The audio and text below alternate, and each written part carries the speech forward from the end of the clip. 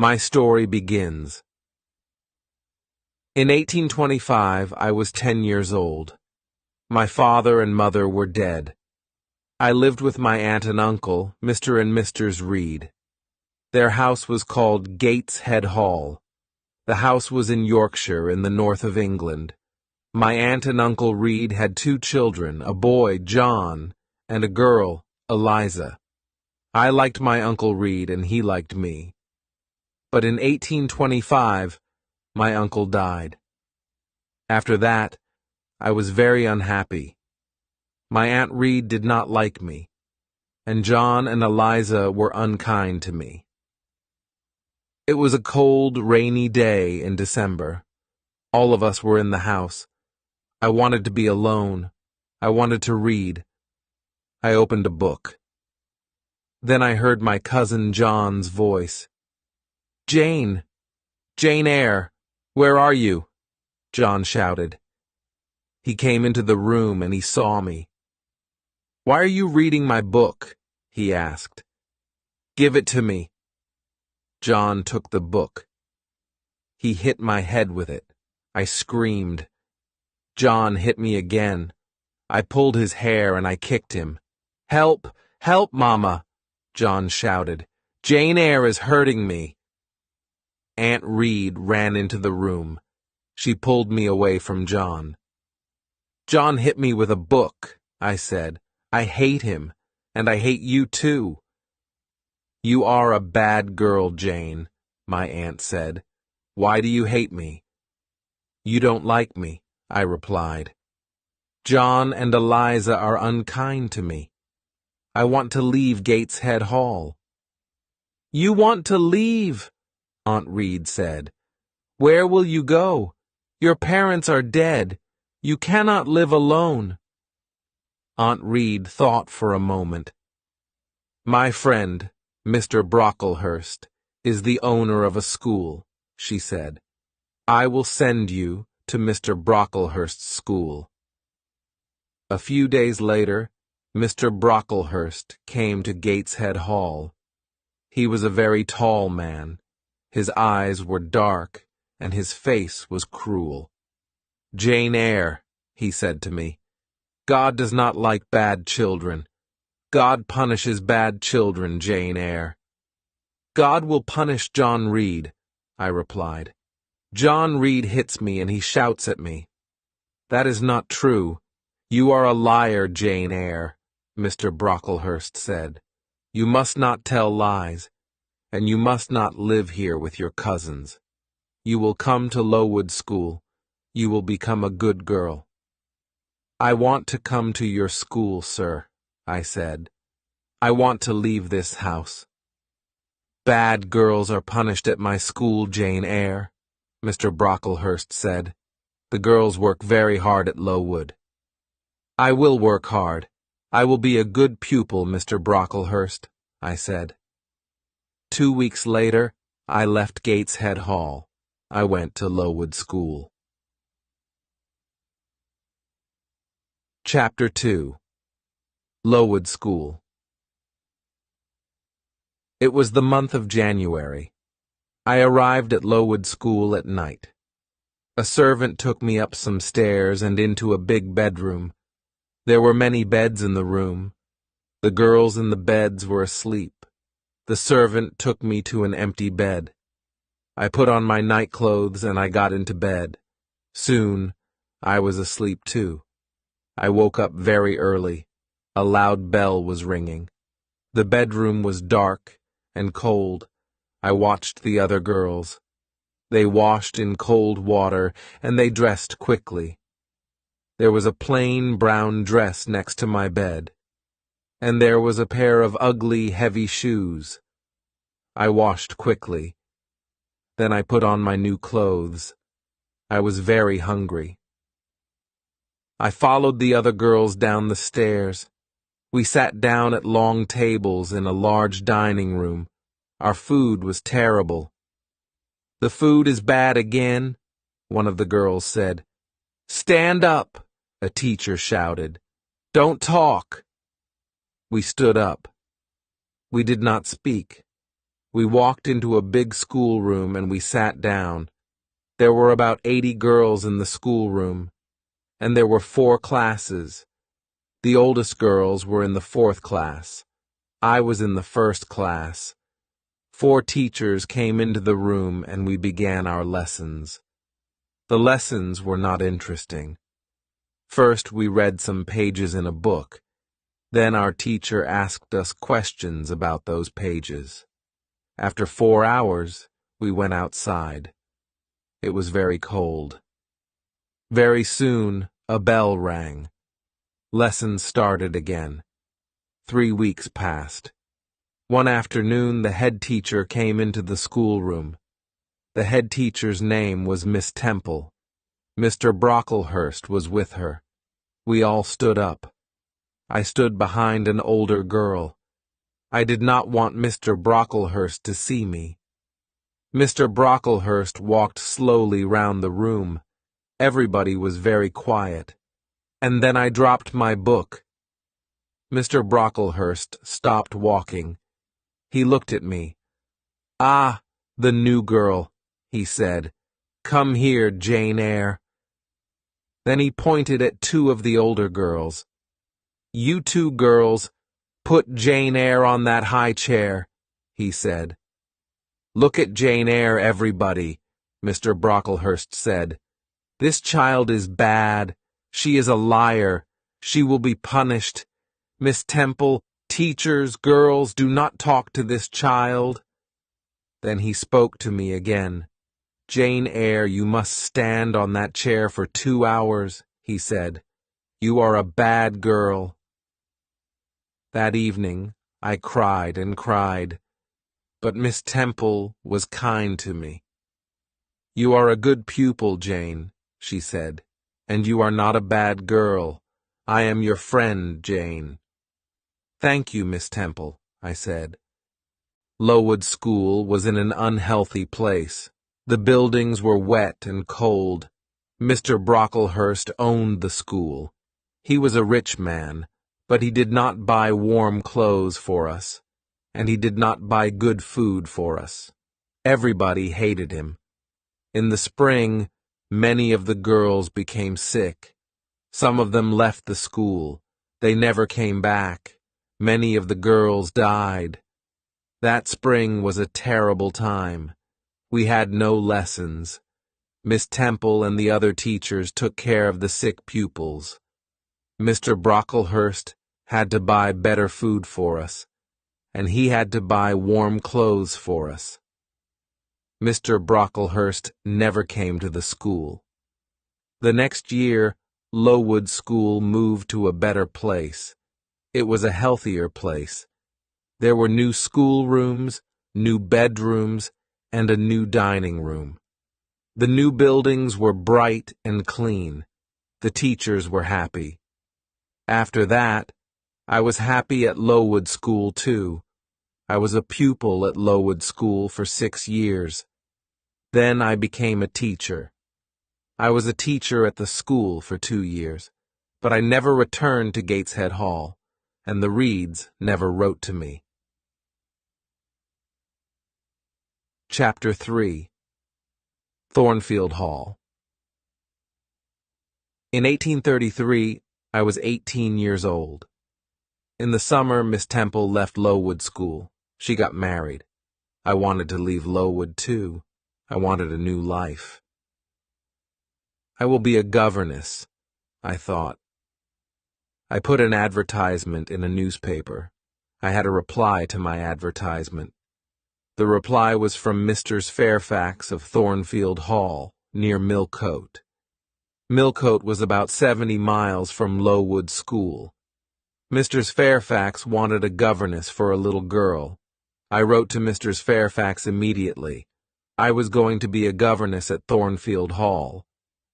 I traveled to Millcote in a coach. At Millcote, a servant met me. He took me to Thornfield Hall. At Thornfield Hall, another servant opened the door. She was smiling.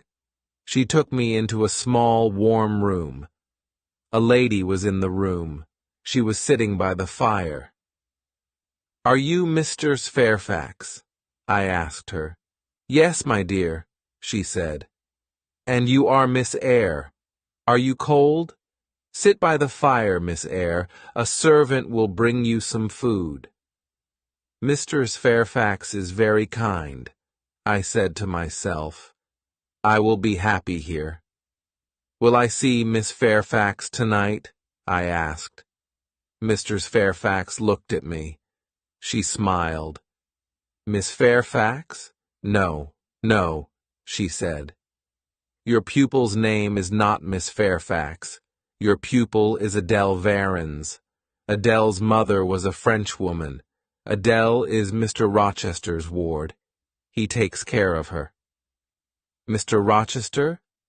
Who is Mr. Rochester?" I asked. "Mr. Edward Rochester is the owner of Thornfield Hall," Mr. Fairfax said. "I am his housekeeper. I take care of Thornfield Hall. Mr. Rochester is not here now. He does not like this house. He is often away from home." I was very tired. Mr. Fairfax took me up the wide stairs. She took me to my room. I went to bed immediately, and I slept well. The next morning I woke early. The sun was shining. I put on a plain black dress. I opened my bedroom door. I walked along a corridor and down the wide stairs. I walked out into the sunny garden. I turned and I looked up at my new home.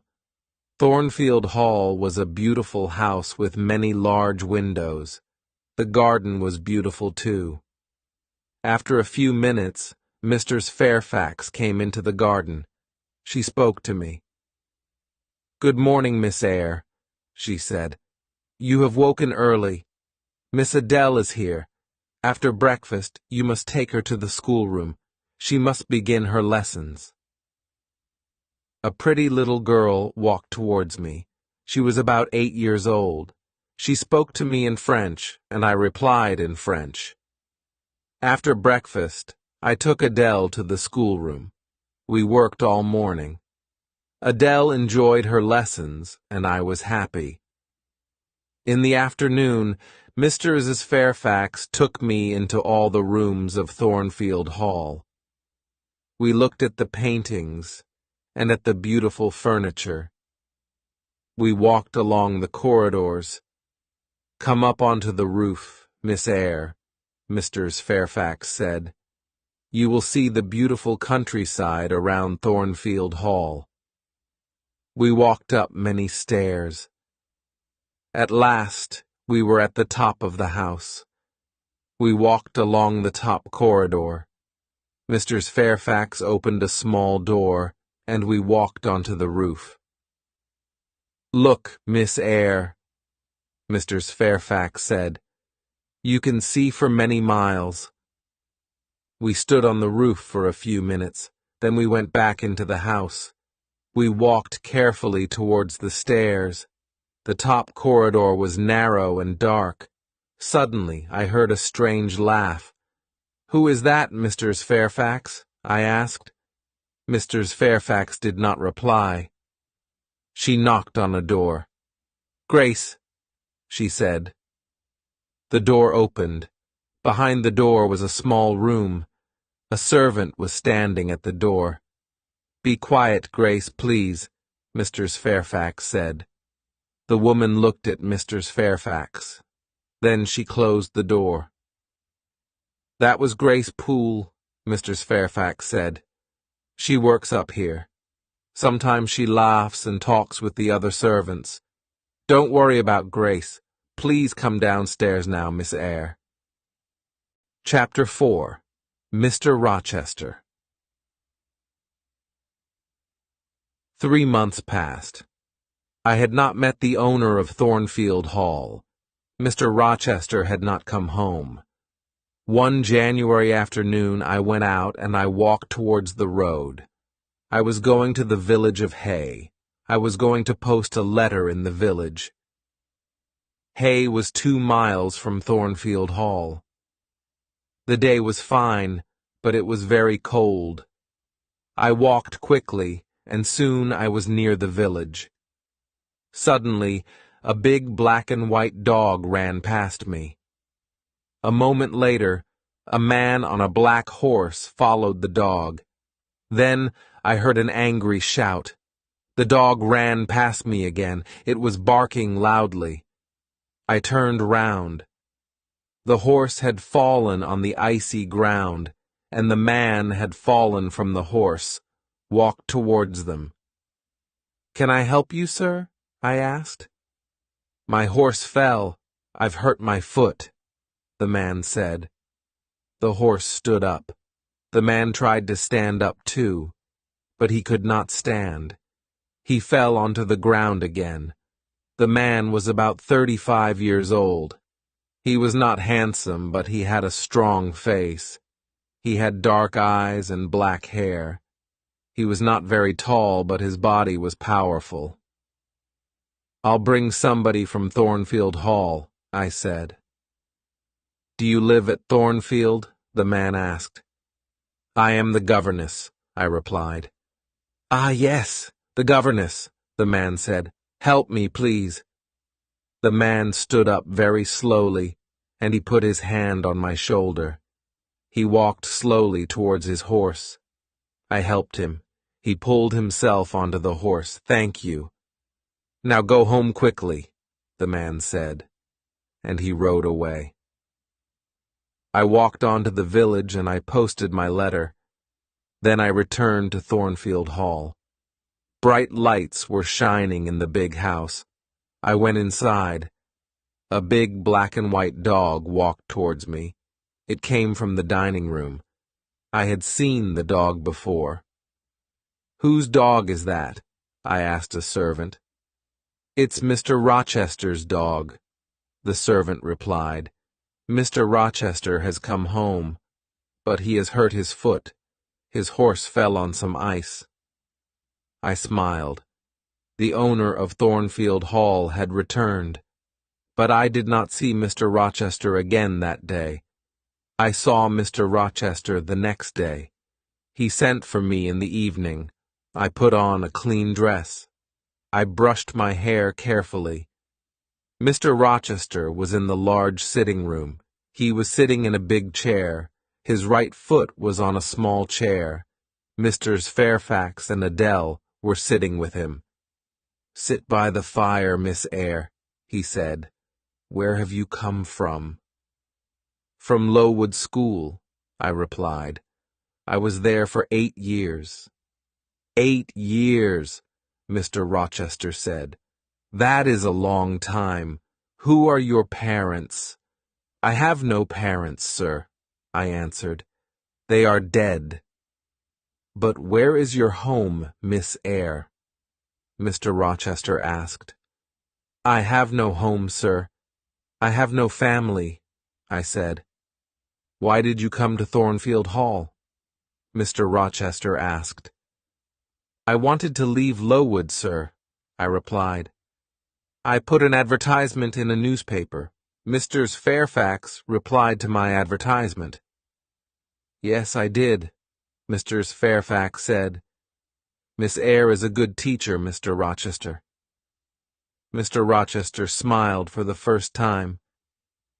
"You are very young, Miss Eyre," he said. "I am 18, sir," I replied. Mr. Rochester smiled again. He did not ask me more questions. After that evening I did not see Mr. Rochester for a few days. Then, one night, he sent for me again. "Sit near me, Miss Eyre," he said. "Mr. Fairfax will talk to Adele." I sat down quietly, but I did not speak. The fire was very bright. I saw Mr. Rochester's face clearly. I saw his large, dark eyes. He was smiling. He was happy. After a minute, Mr. Rochester spoke. "Miss Eyre," he said, "you are looking at me very carefully. Am I a handsome man?" "No, sir," I said. "You speak the truth, Miss Eyre," Mr. Rochester said. "Look at me again. Am I a kind man? No, sir, one said again. You are smiling now, but you are not always kind. That is true, Mr. Rochester replied. I have had a difficult life. I have met bad people. I have been a bad person myself. Now Thornfield Hall is my home. But I hate this house. You are very young, Miss Eyre. You cannot understand me. You are right. I don't understand you, sir, I said. I stood up. Where are you going? Mr. Rochester asked. It is late. Adele must go to bed, I said. Are you frightened of me, Miss Eyre? Mr. Rochester asked. No, sir, I replied. But you say strange things, sir. Mr. Rochester smiled. Take Adele to her bedroom now, Miss Eyre, he said. We will talk again tomorrow. After that night, we talked together many times. Mr. Rochester was an interesting man, but he was a strange man, too. I often thought about him. Why does Mr. Rochester hate Thornfield? I asked myself. Thornfield Hall is a beautiful place, but Mr. Rochester is not happy. Chapter 5. Fire. It was March. One night I was in bed, but I was not asleep. The house was quiet. Suddenly I heard a sound in the corridor outside my room. Who's there? I said. Nobody answered. Then I heard a strange laugh. I got out of my bed and I went quietly to the door. I listened. I heard another sound. Somebody was walking up the stairs to the top corridor. Then I heard somebody close a door. Was that Grace Poole? I said to myself. Yes, it was Grace. Why was she laughing? And why is she walking in the house at night? Is she mad? I must tell Mistress Fairfax about this. One will speak to her now. I put on some clothes and I opened the door. There was a candle on the floor outside my room. The candle was burning. There was thick smoke in the corridor. I went into the corridor. I looked around me. The door of Mr. Rochester's bedroom was open, and the smoke was coming from Mr. Rochester's room. I ran into the room. Wake up, sir. What happened, Jane? There was a fire, sir. Grace Poole tried to kill you. I sat in a chair by the window. Time passed. At last, Mr. Rochester returned. Please don't worry, Jane, he said. Grace Poole is a strange woman, but she won't hurt anybody tonight. I stood up. Good night, sir, I said. Mr. Rochester held my hand. He looked at me, and he smiled. Thank you, my dear friend, he said. You saved my life tonight, Jane. Good night, sir, I said again. I went back to my bed. I was very tired, but at first I could not sleep. Suddenly I understood something. I loved Mr. Rochester. He had smiled at me. He had held my hand. Did he love me? I did not know. But I thought about Mr. Rochester for a long time. I did not see Mr. Rochester the next day. He did not send for me. In the evening, I went down to Mrs. Fairfax's sitting room. The housekeeper was looking out of the window. The weather has been good today, Mrs. Fairfax said. Mr. Rochester had a good day for his journey. His journey? Where has he gone? I asked. I was surprised. He has gone to Ingram Park, Mrs. Fairfax replied. Mr. Rochester will stay there for a week or more. He has many friends. All his friends will be at Ingram Park this week. Will there be any ladies at Ingram Park? One asked. Yes, Mr. Fairfax said. There will be many ladies there. Miss Blanche Ingram will be there. Mr. Rochester has known her for many years. Is Miss Ingram beautiful? I asked. She is very beautiful, Mr. Fairfax said. Will Mr. Rochester marry her? I asked. Mr. Fairfax smiled. I don't know, Miss Eyre, she replied. I don't know. I was very unhappy. I went up to my bedroom. I looked in my mirror. Jane Eyre, I said to myself, you are not pretty, and you are poor. Mr. Rochester will never marry you. He will marry Miss Blanche Ingram. She is a rich lady. You are a poor governess. Forget Mr. Rochester, Jane Eyre. Forget him.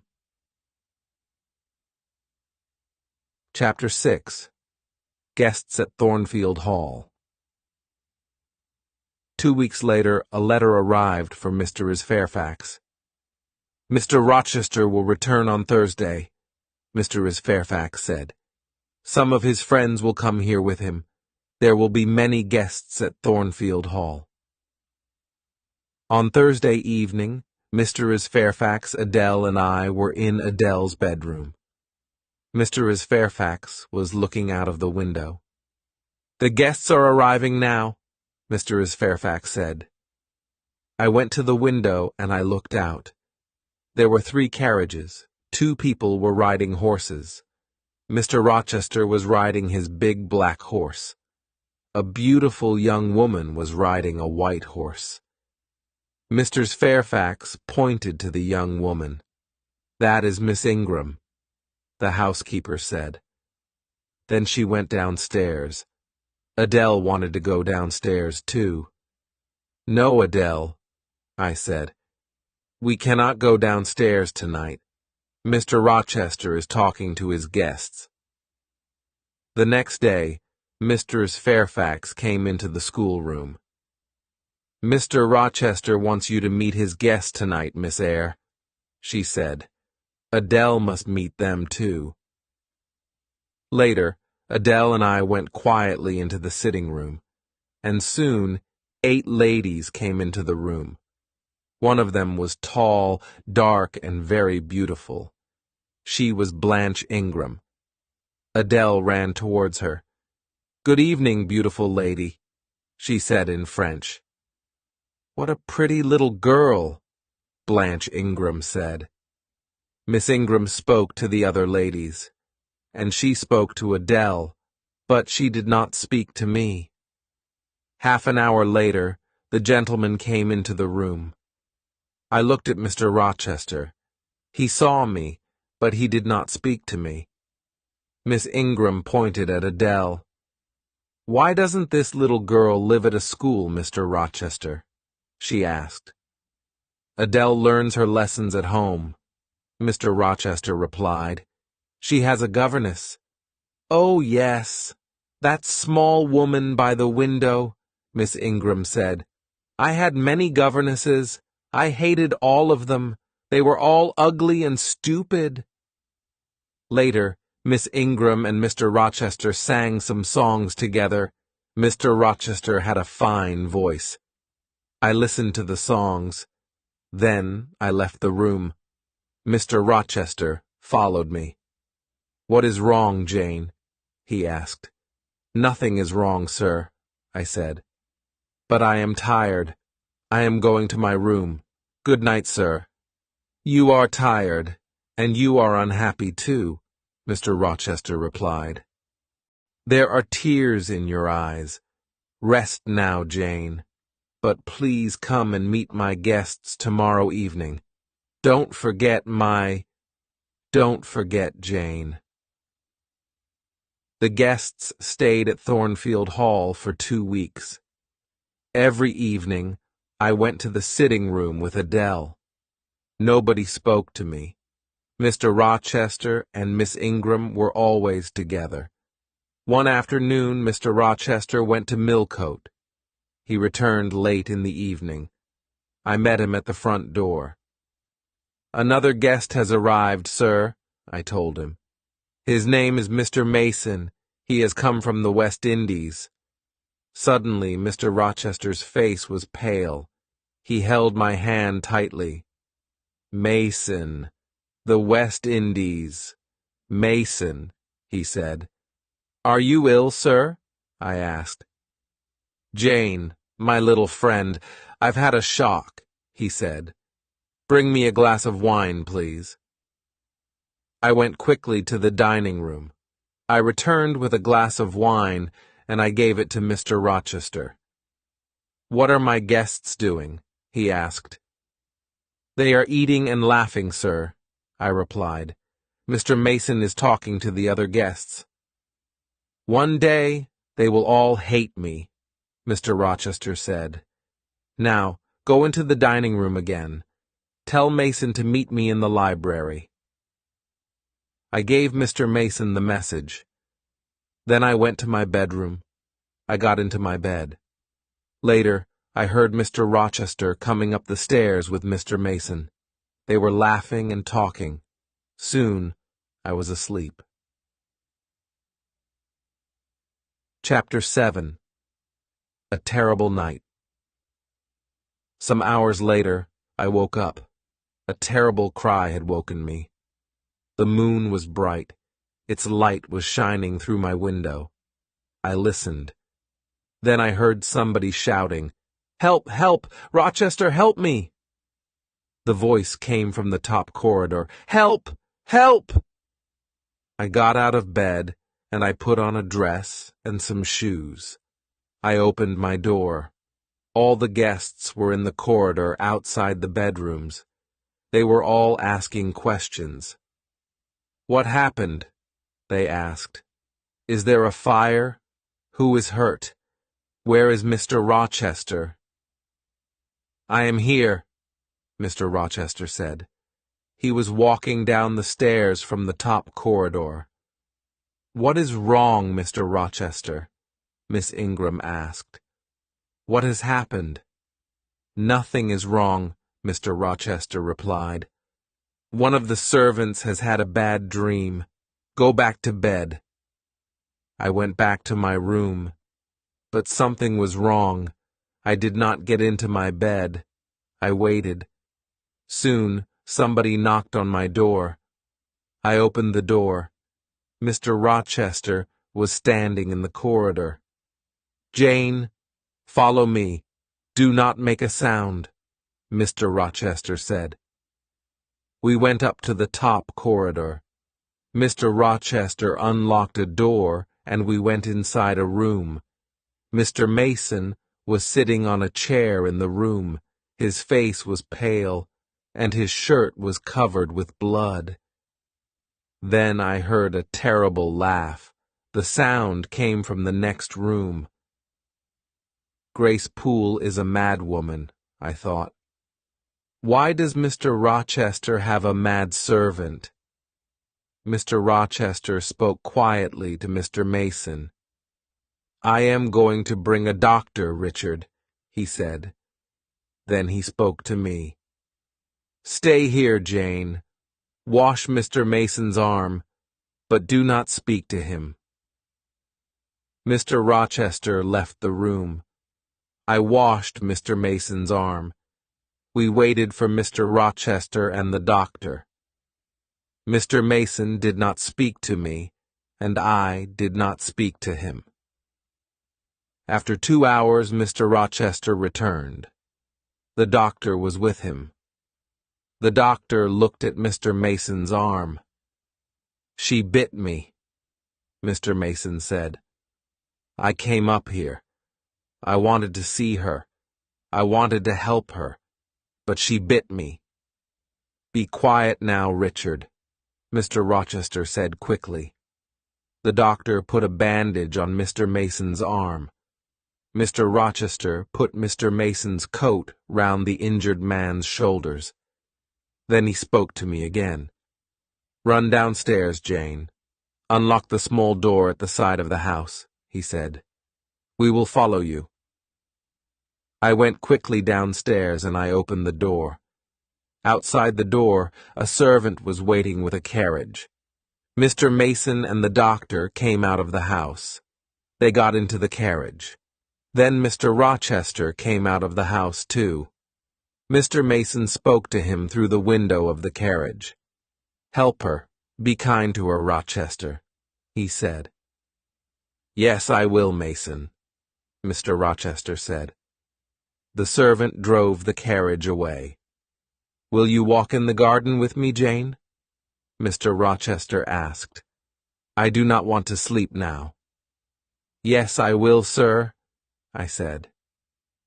Soon it was morning. The birds were beginning to sing. The flowers had a sweet smell. It has been a strange night, Jane, Mr. Rochester said. Were you frightened? I am frightened of Grace Poole, I said. She will hurt you one day. I am stronger than she is. She will not hurt me, Mr. Rochester said. He looked at me for a few moments. Are you my friend, Jane? He asked me. Yes, sir. I will be your friend forever, one replied. Thank you, my dear, Mr. Rochester said. I have made mistakes. Now, I want to be happy. That is not wrong, is it, Jane? He stopped speaking for a minute. Then he said, Go into the house. I'll talk to you tomorrow. But the next day, I had a letter from Gateshead Hall, my Aunt Reed's house. The letter was from my cousin Eliza. I started the journey to my Aunt Reed's house immediately. I arrived there the next day. My Aunt Reed was very, very ill. She could not move, and she did not speak to me. I wanted to return to Thornfield Hall. I wanted to see Mr. Rochester. But Eliza wanted me to stay at Gateshead Hall. After 3 weeks, my aunt spoke to me at last. She spoke very slowly. Are you Jane Eyre? She asked. Yes, Aunt Reed. I am Jane Eyre, I replied. There is a letter for you, Aunt Reed said. It is in my desk. Call Eliza, please. She will get the letter. Eliza came into the room. She opened the desk, and she gave me a letter. Read the letter, Jane, my aunt said. The letter had come from Madeira, but it was 3 years old. I answered that letter, Aunt Reed said. I hated you, Jane. I did not want you to have your uncle's money. I wrote to John Eyre. I wrote, Jane Eyre is dead. She died at Lowood School. I am sorry, Jane, I was wrong. Mr. Reed died that night. I left Gateshead Hall a few days later. I took my uncle's letter with me. Mr. Rochester met me at Thornfield Hall. Welcome back to my house, he said. This is your home, Jane. Thank you, sir, I said. I am very happy here. Mr. Rochester's guests had left. No other visitors came to Thornfield Hall. Every day Mr. Rochester and I talked together, and every day I loved him more. Chapter 8. In the Garden. In June the weather was hot. One evening I walked into the garden. Mr. Rochester was there too. Do you like this house, Jane? He asked. Yes, sir, I replied. Soon Adele will go to live at a school, Jane, he said. Then I will not want a governess here.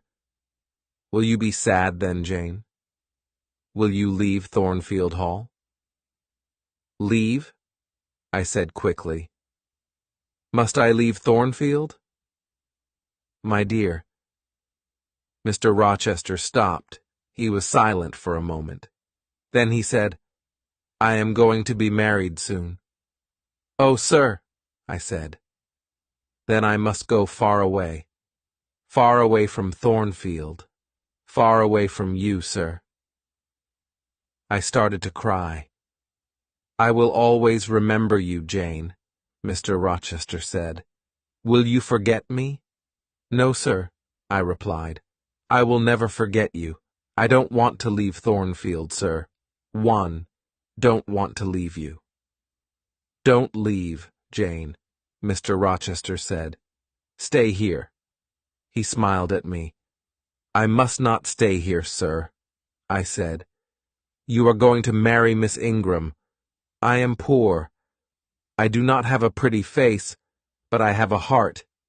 It is a loving heart, sir." "Jane, I am not going to marry Miss Ingram," Mr. Rochester said. "She is rich. She is beautiful. You are poor. You are not beautiful. But I want to marry you. Will you marry me, Jane?" For a moment I could not speak. At last I asked, "Do you love me, sir?" "I do," he replied. "Then, sir, I will marry you," I said, and Mr. Rochester kissed me. "My dearest Jane," he said, "nothing can stop our marriage now. We will be married in a month, Jane." We kissed again. Then I said good night, and I went into the house. I went upstairs to my room. Later, I remembered my Uncle John Eyre's letter. "I will write to him in Madeira," I said to myself. "I will tell him about my marriage to Mr. Rochester. I am very happy. My uncle will be happy too." 4 weeks passed. Mr. Rochester was going to buy me many beautiful things. He was going to give me many presents, but I did not want these things. "No, Edward," I said. "I am not beautiful. I don't want beautiful things. I want you, Edward." It was the month of July. 2 days before our wedding day, Mr. Rochester went away. "I will return tomorrow," he said. "I love you, Jane." That night I went to my bedroom early. My wedding dress and my wedding veil were in my room. I looked at them. "In 2 days I will be Jane Rochester," I said to myself. Then I went to bed. But I did not sleep well. The next day Mr. Rochester returned. He looked at me carefully. "What is wrong, Jane?" he asked. "Your face is pale. Are you frightened?" "I had a very strange dream last night," I said. "It was a dream about this house. But in my dream, Thornfield Hall had no roof. The walls were burnt. They were black. In my dream, I tried to find you, but you were not in the house." "Are you afraid of a dream, Jane?" Mr. Rochester asked. "No, Edward," I replied. "But I woke up from my dream. There was a woman in my room. She was tall and heavy. She had long black hair." "The woman was holding a candle," I said. "She put the candle by my mirror. She put my wedding veil over her head and she looked in the mirror. Then I saw her face." "It was a strange, terrible face, Edward," I said. "Suddenly, the woman tore my veil into 2 pieces. She threw the pieces on the floor." "What happened next?" Mr. Rochester asked. "The woman held her candle near my face," I replied. "She looked at me and she laughed. Then she went away." "This happened in your dream, Jane," Mr. Rochester said. "It did not happen in my dream, Edward," I said. "This morning my wedding veil was on the floor of my room. It was torn. It was in 2 pieces." "But the woman did not hurt you, Jane," Mr. Rochester said. "Sleep in Adele's room tonight, my dear. You will have no more bad dreams." Chapter 9. Mr. Rochester's Wife. It was our wedding day. We were going to be married in a church near Thornfield Hall. After the marriage, we were going to travel to London. I got up early. I put on my wedding dress, and I went downstairs. Mr. Rochester was waiting for me. At 8 o'clock, we walked together to the church. The clergyman was standing by the door of the church. There were 2 other people inside the church, 2 men. They were sitting in a dark corner. I could not see them very well. The clergyman started to speak. At every marriage, the clergyman asks an important question. He asks the people in the church, "Is there a problem about this marriage?" The clergyman spoke loudly. He asked this question, and he waited.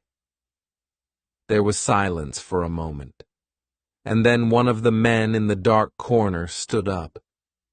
He spoke loudly. "There is a problem. These 2 people must not be married," he said. "There is not a problem," Mr. Rochester said to the clergyman. "Please go on with the marriage." "No, I cannot go on with the marriage," the clergyman replied. He spoke to the man in the corner. "What is the problem, sir?" he asked. Mr. Rochester turned and looked at the man. "Who are you? What do you know about me?" he asked angrily. "My name is Briggs, sir. I'm a lawyer," the man replied. "I know many things about you. 15 years ago, you were married in the West Indies. Your wife's name is Bertha Mason. She is alive. She lives at Thornfield Hall." "How do you know that?" Mr. Rochester shouted. The other man in the dark corner stood up. He walked towards us. It was Richard Mason. "Bertha Mason is my sister," he said. "I saw her at Thornfield Hall in April." Mr. Rochester's face was pale. For a minute he was silent. Then he spoke quietly. "It is true," he said. "My wife is living at Thornfield Hall. She is mad. Come to the house, all of you. Come and see Mr. Rochester. Come and see the mad woman." We all left the church. Nobody spoke. At Thornfield, Mrs. Fairfax and Adele were waiting for us. They were smiling happily. "Nobody will be happy today," Mr. Rochester said. "We are not married." Briggs, Mr. Mason, the clergyman, and I followed Mr. Rochester. We followed him up the stairs. He took us to the top corridor. He unlocked a door, and we went into a small room. I had seen this room before. We walked through the room to another door. Mr. Rochester unlocked this door, and we saw a larger room. Grace Poole was sitting in the room. But another woman was there, too. She was tall and heavy. Her dark hair was in front of her face. The woman turned and looked at us. I knew that terrible, mad face. I had seen it in my bedroom 2 nights before. The mad woman saw Mr. Rochester. She screamed and she ran towards him. "Be careful, sir," Grace Poole said. The mad woman was very strong. She screamed and she hit Mr. Rochester, but Mr. Rochester held her arms. "This woman is my wife," Mr. Rochester said angrily. "I wanted to forget about her. I wanted to marry this young girl, Jane Eyre. Was I wrong?" He was silent for a few moments. Then he spoke quietly. "Yes, I was wrong," he said. "I love Jane Eyre. But I was wrong. Now go, all of you. I must take care of my mad wife." I went slowly downstairs. Mr. Briggs, the lawyer, spoke to me. "I am sorry for you, Miss Eyre," he said. "You did nothing wrong. Your uncle, John Eyre, is sorry for you too. He read your letter, and then he met Richard Mason in Madeira. Your uncle is dying, Miss Eyre. He could not come to England. He sent me here. He wanted me to stop this marriage. I did not answer. I went to my room and I locked the door. I took off my wedding dress. I put on a plain black dress. I lay down on my bed. I am Jane Eyre today, I thought. I will be Jane Eyre tomorrow. I will never be Jane Rochester. I must leave Thornfield Hall. I must never see Mr. Rochester again. My life here is finished. Many hours later, I got off the bed. I unlocked my door. Mr. Rochester was waiting outside my room. "You are unhappy, Jane," he said. "I am very, very sorry. Jane, we will leave Thornfield. We will go to another country. We will be happy again." "I cannot be your wife. I cannot live with you," I said. "I must leave you, Edward." "Listen, Jane," Mr. Rochester said. "My father wanted me to marry Bertha Mason. Her family was very rich. I married her. My father was happy, but I was not happy. Bertha was mad, and she was a bad woman. Nobody told me about her. She was married to me, but she met other men. She was drunk every day. She tried to kill me many times. After 4 years, I brought Bertha here to Thornfield Hall," Mr. Rochester said. "Then went away. Grace Poole took care of Bertha. I met other women. One of them was a French singer. She was Adele's mother. Adele is my daughter, Jane. But I did not love the French singer. I did not love anybody. I came home to Thornfield Hall. Then you came here and I loved you. I will always love you. Please stay with me, Jane." "No, Edward," I said. "I am going away. We will be unhappy, but we must not be together. Goodbye, Edward." "Oh, Jane, Jane, my love," Mr. Rochester said. "Don't leave me." I kissed Mr. Rochester. "God will help you, Edward," I said. Quickly, I went into my room. I put some clothes into a bag. Later, I heard Mr. Rochester go into his room. Very quietly, I went downstairs. I opened the small door at the side of the house. I left Thornfield Hall and one walked to the road. It was dark. Soon, a coach came along the road. I gave all my money to the driver of the coach. I got into the coach. Many hours later, the coach stopped. It was 10 o'clock in the morning. "You must give me more money now," the driver said. "I have no more money," I said. "You have no more money? Then you must get out of the coach," the driver said. I got down onto the road. The coach moved away quickly, but I had left my bag in the coach. I looked around me. I was on a cold, empty moor. I was tired and hungry. I walked and walked. I had no money. I had no food. I walked until the evening came. At last, I lay down on the ground.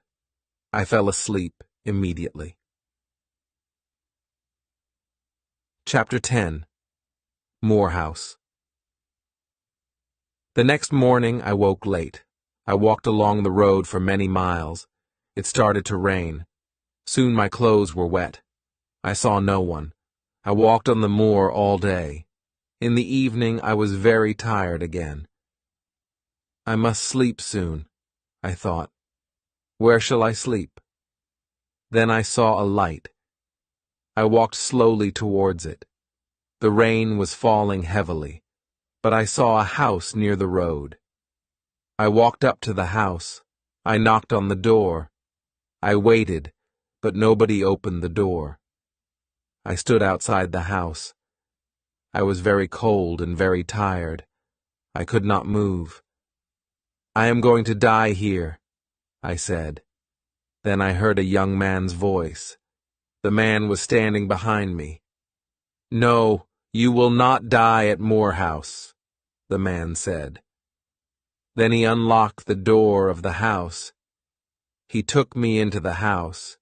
He took me into a warm sitting room. "Please sit down," he said. Two pretty young women came into the room. "Give this poor woman some food, Diana," the young man said. "Give her some dry clothes, Mary." Then he spoke to me again. "My name is St. John Rivers," he said. "These are my sisters, Diana and Mary. What is your name, young woman?" "My name is Jane Elliot," I said. I closed my eyes. "Jane is very tired," Diana said. "She must go to bed now." I stayed in bed at Moore House for 3 days. Diana and Mary Rivers were governesses. They were staying at Moore House for a few days. St. John, their brother, was a clergyman. They were very kind to me. Soon, we were good friends. One day, St. John asked me about my life. I was a governess too, I told him. And I told him about Lowood School. But I did not tell him about Thornfield Hall. I did not tell him about Mr. Rochester. "I want to work, St. John," I said. "Will you help me?" "I have a plan," St. John said. "A few miles from here, there is a village. Many of the girls in the village cannot read or write. I'm going to pay for a girls' school in the village, but I must find a teacher for these girls." "I will teach them, St. John," I said. "Good," he said. "There will be a small house next to the school. You will live there." 3 days later, a letter arrived for St. John. "Diana, Mary, our Uncle John is dead," he told his sisters, "but we will not have any of his money." He gave the letter to his sisters. They read it. "Uncle John was our mother's brother," Diana told me. "He was very rich, but he has given all his money to another niece. We do not know her." Soon I went to live in the village. I lived in the house next to the school. Every day I taught the girls. My pupils worked hard, but I was not happy. Every day I thought about Edward Rochester. "Does he think about me?" I asked myself. 4 months passed. One day, St. John Rivers came to my house. He was holding a letter. He was worried. "What is wrong?" I asked. "I want to ask you 3 questions, Jane," he replied. "Is your name Jane Elliot? Do you have another name? Do you know Jane Eyre?" I looked at him for a moment. I did not speak. "I have some news for Jane Eyre," St. John said. "Jane Eyre was a pupil at Lowood School, and she was a teacher there. Then she was a governess at Thornfield Hall, the home of Mr. Edward Rochester." "How do you know this?" I asked. "What do you know about Mr. Rochester? How is he?" "I don't know," St. John said. "This letter is from a lawyer. The lawyer tells a story about Mr. Rochester. Mr. Rochester had a mad wife, but he tried to marry Jane Eyre. She left Thornfield. Now this lawyer, Mr. Briggs, is trying to find her." "I will tell you the truth, St. John," I said. "My name is not Jane Elliot. My name is Jane Eyre, and I was a governess at Thornfield Hall. I know Mr. Rochester. Did Mr. Briggs write anything about Mr. Rochester?" No, the letter is about you, Jane, St. John said. Your uncle, John Eyre, is dead. John Eyre has given you £20,000. You are rich, Jane. But why did Mr. Briggs write to you? I asked. My mother's name was Eyre, St. John said. She was your father's sister, Jane. Then you, Diana, and Mary are my cousins, I said. I thought carefully for a moment. Write to Diana and Mary, I said. They must come home. I will give all of you some of Uncle John's money. The next day I wrote to Mr. Briggs. I gave St. John, Diana, and Mary £5,000 each. I wrote to Mrs. Fairfax, too, but she did not reply. 6 months passed. I heard nothing from Thornfield Hall. I heard nothing about Mr. Rochester. Then, one day, I was walking on the moor. Suddenly I heard a voice. There was nobody on the moor, but the voice was calling my name. Jane, Jane, Jane. That is Mr. Rochester's voice, I said to myself. Then I shouted, I am coming, Edward, I am coming. I ran to Moor House. I spoke to my cousins. I am going to Thornfield Hall tomorrow, I told them. I began my journey the next day. Chapter 11. My story ends. 2 days later, I got out of a coach. I was standing on the road near Thornfield Hall. I ran across the fields. Was Mr. Rochester at Thornfield? Was he ill? And then I saw the house. The house had no roof. Its walls were burnt and black. Nobody was living there. I looked at the burnt black house. I had seen this before. I had seen it in a dream. I was frightened. Where was Edward Rochester? I went to the village of Hay. I asked about Thornfield Hall. I asked about Mr. Rochester. 3 months ago there was a fire at Thornfield Hall, a man told me. The mad woman burnt the house. She was Mr. Rochester's wife. Was Mr. Rochester in the house? I asked. Yes, he was there, the man replied. He tried to save his wife's life. He went into the burning house. But the mad woman jumped from the roof. She died. Was Mr. Rochester hurt? I asked quickly. Yes, he was badly hurt, the man said. He is blind, he can't see, and he has only one hand. Where is he? One asked. Where is he? He is living at Ferndean. It is an old house, about 30 miles away, the man said. Do you have a carriage? I asked. I must go to Ferndean immediately. I got out of the carriage near Ferndean. I walked to the house. I knocked on the door. A servant opened it. I knew her. Oh, Miss Eyre, you have come, she said. Mr. Rochester has been calling your name. A bell rang in another room. That is Mr. Rochester's bell, the woman said. He wants some candles. There were 2 candles on a table near the door. The woman lit them, and she picked them up. Mr. Rochester is blind, but he always burns candles in his room in the evenings, she said. Give the candles to me, I said. I'll take them to him. I opened the door of Mr. Rochester's room. His black and white dog was sitting by the fire. The dog jumped up and ran towards me. Who is there?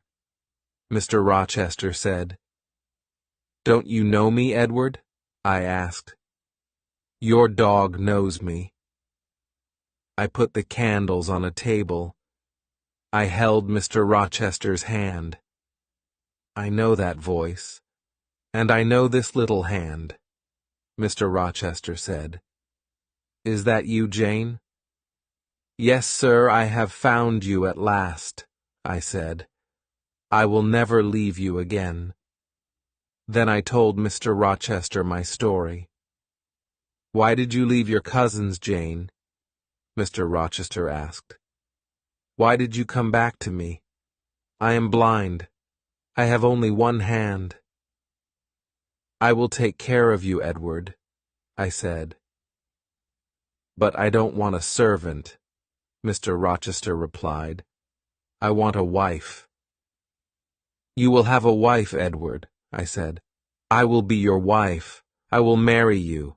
I loved you very much at Thornfield Hall. Now I love you more." Mr. Rochester and I got married. After a time, his eyes were better.